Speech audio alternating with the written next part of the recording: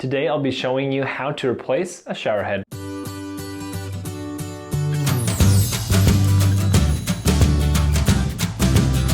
What's going on? Welcome to today's video. My name is Colton. Today I'm going to be demonstrating how to replace your shower head. The only tool that I used for this specific project was a channel lock tongue and groove plier. If you have another type of wrench or a plier that will work, use that instead if you don't have a channel lock. I purchased a Waterpik shower head set from Costco, and I'll put a link of that down below in the description. Also, I'll likely do a review video on that if you want that as well. The time that it took me to complete this project was probably about 5 minutes. Anyone can do it, so let's get started. Take your channel lock tongue and groove pliers and you're going to go counterclockwise or left, lefty-loosey, righty-tighty. If you want to salvage your old shower head, I would recommend putting a rag underneath your pliers so you don't scratch it. Once you break that seal and you're able to start loosening it, just hand twist it off. You'll also want to make sure that you check inside the shower head as well as the pipe that you just removed the shower head from, that there's no extra gaskets in there. You'll notice on this shower head pipe that there's this blued crummy stuff. What this was used for is a sealant, because the shower head that was used previously was a metal thread, and in order to have metal on metal, plumbers normally use a sealant or some sort of plumber's tape in order to make sure they have a good seal. For the shower head that I'm installing, it actually uses a lot of plastic, and there is a gasket provided there already, so I don't need to worry about putting on this sealant. Take this winged nut and put it on the pipe. Make sure the threads are towards you,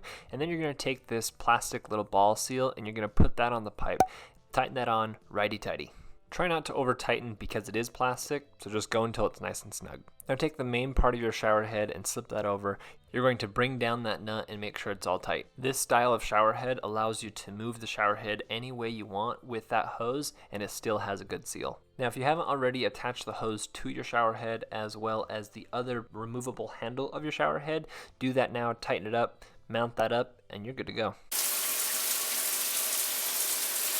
Thank you so much for checking out today's video. If you liked what you just watched, consider subscribing and also give it a thumbs up. I produce how-to videos, unboxing videos, and review videos all around things that are focused on turning your house into a home. If you have any questions, comments, or concerns, do so down below, and we'll see you next time.